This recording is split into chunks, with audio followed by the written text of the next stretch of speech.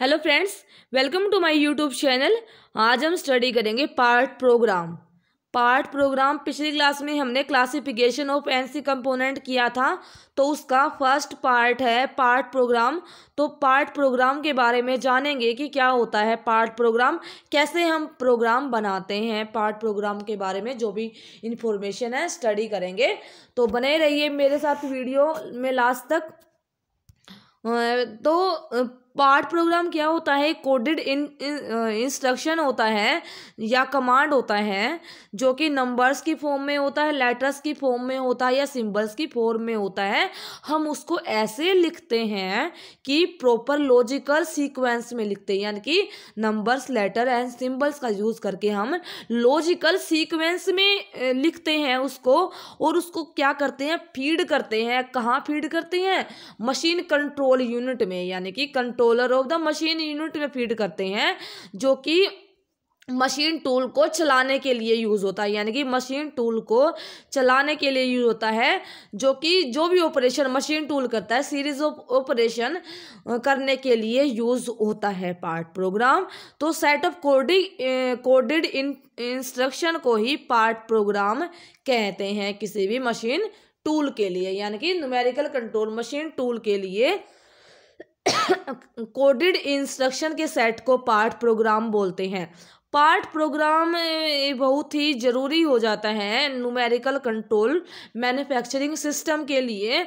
एक detail plan बनाना पड़ता है मैन्युफैक्चरिंग इंस्ट्रक्शन का। अगर कहीं पे मशीनिंग करनी है, जैसे ड्राइंग अगर बनाई है, ड्राइंग के अकॉर्डिंग मशीनिंग करनी है, तो मैन्युफैक्चरिंग इंस्ट्रक्शन प्रोवाइड करनी है, तो डिटेल प्लान बनाना होगा। ठीक है, जो भी पर्सन है सीक्वेंस को डिटरमाइन करेगा कि क्या सीक्वेंस होने वाली है, क्या ऑपरेशन होने वाले हैं, क्या न्यूमेरिकल कंट्रोल टैप्स होने वाले हैं। जो प्रोग्रामर जो होगा ना, वो क्या करेगा, हर एक सीक्वेंस को देखेगा, मशीनिंग कंडीशंस को देखेगा, सबको देखेगा, और फिर क्या बनाएगा, लास्ट में प्रोग्राम बनाएगा, सेट ऑफ इंस्ट्रक्शन को क्रिएट करेगा, जो कि मशीन टूल को चलाने के लिए यूज होता है।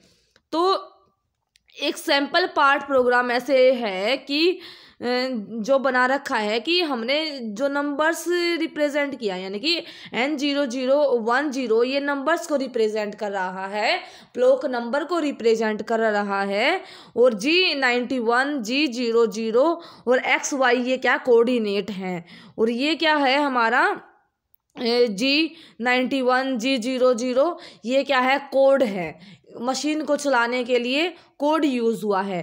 फर्स्ट लाइन यानी कि फर्स्ट ब्लॉक, फिर उसके बाद सेकंड ब्लॉक आएगा। सेकंड ब्लॉक में हमने XYZ यानी कि फीड क्या रहेगा, एक्स में कितना जाना है, ठीक है, कि यानी कि जी ये बताएगा किस तरीके का मोशन होना है। ठीक है, तो ये क्या है, हमारा जो भी इंस्ट्रक्शन है, एक तरीके के जो भी हायर जो भी प्रोग्राम जो लिखा गया है, ये एक सैम्पल प्रोग्राम है। जब हम डिटेल में प्रोग्रामिंग करेंगे, उसमें डिस्कस करेंगे कि कैसे कोड होता है, क्या कोड होता है, कौन कौन से कोड यूज़ होते हैं, किस कोड का क्या पर्टिकुलर फंक्शन है, हम डिटेल में डिस्कस करेंगे आगे वाली वीडियोस में। लेकिन अभी क्या है, सैंपल के तौर पे ले लीजिए, ऐसे हम पार्ट प्रोग्राम बनाते हैं। ठीक है, क्योंकि वीडियो लंबी हो जाएगी पूरी। और प्रोग्राम बनाने के लिए हायर लेवल लैंग्वेज, जैसे कि हमारी APT लैंग्वेज हो गई, UNIATP हो गई, कॉम्पैक्ट सेकंड, ये क्या है, प्रोग्रामिंग लैंग्वेज है। इन लैंग्वेज में, इन सॉफ्टवेयर की हेल्प से प्रोग्राम लिखे जाते हैं, और प्रोग्राम डायरेक्टली भी डेवलप किए जाते हैं कैड कैम का यूज़ करके। कंप्यूटर एडेड डिज़ाइन या कंप्यूटर एडेड मैन्युफैक्चरिंग सिस्टम का यूज़ करके हम डायरेक्टली भी डेवलप कर सकते हैं पार्ट प्रोग्राम को, जैसे कि प्रो इंजन, UCD, ये कुछ एग्जाम्पल्स हैं सिस्टम के, कैड कैम सिस्टम के एग्जाम्पल्स हैं। ठीक है, तो इनका यूज़ करके भी हम प्रोग्राम बना सकते हैं। पार्ट प्रोग्राम सप्लाई किया जाता है, कहाँ किया जाता है, पार्ट प्रोग्राम बनने के बाद मशीन कंट्रोल यूनिट में जाएगा, जो कि मशीन कंट्रोल जो भी टूल है, मशीन टूल, उसके फंक्शन को ऑपरेट करेगा, ऑपरेशन के लिए यूजफुल रहेगा। ठीक है, तो क्या हुआ, सबसे पहले बेसिक पार्ट प्रोग्राम बनाया हमने सॉफ्टवेयर का यूज़ करके, हायर लैंग्वेज का यूज़ करके। एक जो भी कोडेड इंस्ट्रक्शन थी उनको हमने राइट डाउन कर लिया, उसको सीक्वेंस में लिख लिया कोडेड इंस्ट्रक्शन को नंबर्स, लेटर एंड सिंबल का यूज करके। यानी कि प्रोग्राम कंप्लीटली प्रोग्रामर ने बना दिया, सारे सिस्टम की रिक्वायरमेंट को देखते हुए, लिमिटेशंस को देखते प्रोग्राम बना दिया, बन गया प्रोग्राम। प्रोग्राम बनने के बाद कहाँ जाएगा, वो जाएगा MCU यानी कि मशीन कंट्रोल यूनिट में जाएगा। और वो कहाँ से अटैच्ड है, मशीन टूल से अटैच्ड है। जो भी हमारा मशीन टूल है वहाँ से अटैच्ड है। वो जो भी इंस्ट्रक्शन जाएगी वो मशीन टूल में जाएगी। और मशीन टूल क्या करेगा, वो हमारा एक्चुअल में जो काम हो रहा है वो मशीन टूल करेगा। जो भी मशीनिंग के लिए जो जिस भी प्रोसेस के लिए प्रोग्राम बनाया है वही काम करेगा मशीन टूल। उसी के लिए जो भी इंस्ट्रक्शन दी गई है उन इंस्ट्रक्शन का फॉलो करते हुए मशीन टूल अपना काम करेगा। तो ये क्या है, प्रोसेसिंग इक्विपमेंट्स। तो ये क्या है, बेसिक कंपोनेंट जो भी न्यूमेरिकल कंट्रोल सिस्टम के हैं इस तरीके से जाता है। पहले तो प्रोग्राम बनेगा, प्रोग्राम बिना कुछ नहीं होने वाला, फिर वो मशीन कंट्रोल यूनिट में जाएगा, फिर प्रोसेसिंग इक्विपमेंट्स में जाएगा, जिससे कि हमारा प्रॉपर जो भी है वो प्रोसेस वो कंप्लीट होगा। तो जो पार्ट प्रोग्राम एक इंफॉर्मेशन है, ठीक है, इंफॉर्मेशन है सॉरी, पार्ट प्रोग्राम एक इंफॉर्मेशन है जो सप्लाई करेगा कंट्रोल यूनिट, यानी कि कंट्रोलर यूनिट है वो सप्लाई करेगा मशीन टूल में। और 3 टाइप से सप्लाई कर सकता है मशीन, जो पार्ट प्रोग्राम है वो 3 टाइप से सप्लाई कर सकता है। एक तो मैनोस्क्रिप्ट डाटा इंफॉर्मेशन, ठीक है, मैनोस्क्रिप्ट डाटा इंफॉर्मेशन। इस मेथड में क्या करेगा, जो पार्ट प्रोग्रामर है वो रिकॉर्ड करेगा हर एक इंफॉर्मेशन जो भी रिक्वायर्ड है मशीनिंग के लिए, किसी भी पार्ट की मशीनिंग के लिए जो भी इंफॉर्मेशन रिक्वायर्ड है उनको क्या करेगा, रिकॉर्ड करेगा। और उसको क्या करेगा, रेडी टू मेड जो भी मैन्युस्क्रिप्ट बनाएगा एक न्यूमेरिकल लैंग्वेज का यूज करके, एक मैन्युस्क्रिप्ट बनाएगा न्यूमेरिकल यानी कि न्यूमेरिकल लैंग्वेज का यूज करके। जो मैन्युस्क्रिप्ट होती है ना वो क्या करेगी, जो भी इंफॉर्मेशन है, जो भी नेसेसरी इंफॉर्मेशन है, जैसे कि ऑपरेटिव यूनिट्स का मूवमेंट कैसे हो रहा है, कटिंग स्पीड क्या रहने वाली है, फीड क्या होगा, types of the cutting tool कौन सा यूज होने वाला है, कौन सा फिक्सचर यूज होगा, किस तरीके से होगा, ऑपरेशन की सीक्वेंस में होने वाले हैं, या जो भी स्पेशल इंस्ट्रक्शन उस ऑपरेशन के लिए चाहिएगी उसको क्या करेगा, जो भी मैन्युस्क्रिप्ट के अंदर सारी इन्फॉर्मेशन होगी। और फिर उस इन्फॉर्मेशन को क्या करेगा, वो मशीन कंट्रोल यूनिट यानी कि MCU के अंदर फीड कर देगा ऑपरेटर के द्वारा, ठीक है। और वो मशीन जो कंट्रोल टूल है उसको चलाने के लिए यूज़ होता है। मैन्युस्क्रिप्ट जो होता है उसकी डिटेल के किस तरीके से होती है, कौन कौन सी डिटेल मैन्युस्क्रिप्ट में होती है। एक तो जो पार्ट है उसका स्केच होगा, यानी कि जो पार्ट है उसका स्केच होगा, यानी कि रफ स्केच होगा जो पार्ट बनाना है, यानी कि एक स्केच बना होगा। जो भी डायमेंशन है मशीनिंग से रिलेटेड, क्या लोकेशन है, कहाँ पे एब्सोल्यूट या कौन सा कोऑर्डिनेट है, ओरिजिन क्या रहने वाला, यानी कि रफली एक स्केच होगा। कहने का मतलब ये है कि एक स्केच होगा रफ जो कि हर एक इन्फॉर्मेशन को बताएगा। पेन पार्ट का स्केच होगा जो कि रफ स्केच होगा, जो कि जो भी इन्फॉर्मेशन, लोकेशन अब कहाँ पे है, जो भी मतलब इन्फॉर्मेशन होगी उसको बताएगा। फिर ओरिजिन, ओरिजिन क्या है, पार्ट स्केच में ओरिजिनल को जो भी है पार्ट का जो स्केच है उसमें कहाँ पे ओरिजिन यानी कि शुरुआत कहाँ से होनी है, ठीक है।